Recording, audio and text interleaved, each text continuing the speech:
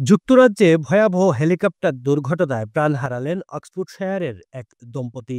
৪ জন যাত্রী নিয়ে উড্ডয়নের কিছুক্ষণের মধ্যেই হেলিকপ্টারটি নিয়ন্ত্রণ হারিয়ে মাঠে বিধ্বস্ত হয়। দম্পতির মেয়ে ভেঙে পড়া হৃদয়ে ফেসবুকে লিখেছেন, শব্দ খুঁজে পাচ্ছি না, পৃথিবী আমার মাকে খুব তাড়াতাড়ি কেড়ে নিল।